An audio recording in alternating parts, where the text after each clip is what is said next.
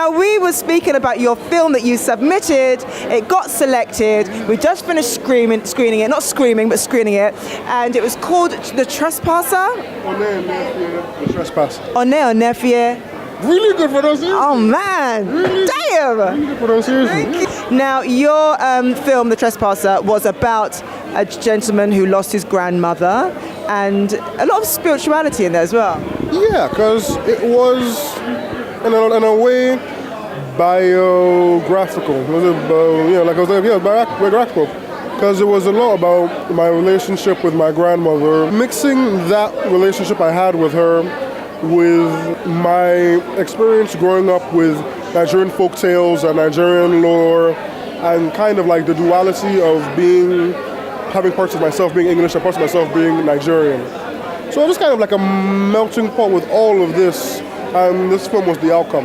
Right, a beautiful, beautiful outcome. It was, you created a lot of tears. The only person I have seen cry was my auntie. The first screening I had, she sat beside me, and it was my grandmother who passed away, which was her mom. So she cried. So that was the first person I've seen cry. So when people say, oh, I cried, I'm like, oh, are they just saying that? Or I didn't necessarily set out to make anyone cry. It was just more setting out to connect with people.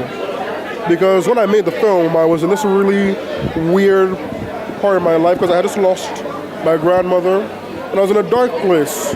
And it took time for me to realize that the grief passes. You mourn and you get over it. You forget the hard times and you remember. Do you get over it, or do you just learn how to deal with it? I'll say you learn how to deal with it. I'll say what it is that you forget about the pain you're in and you start remembering more the good times you've had. Yeah. And the one thing you click is that they are still with you because they live on in your memories. So this gentleman here wrote, directed, edited, produced. He did everything. One-man band. Yes. Touch. Why did you do all that by yourself? Well, first and foremost, money.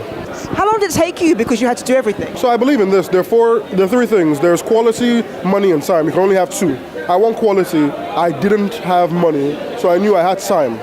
So I spent a year before we shot it working on the script, getting it to a place that it was solid and I could get people on board to help me. And afterwards, we were in it for like 6 months because I knew that I was by myself, had a couple of people.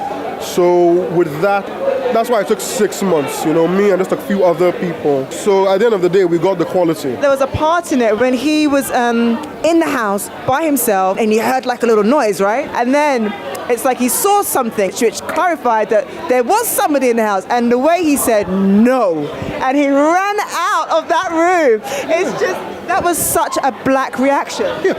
Can I say that? I just did. It is, literally, because I wrote that, and I didn't write it for comedy. I wrote it for you see in horror movies, like, people leave the house.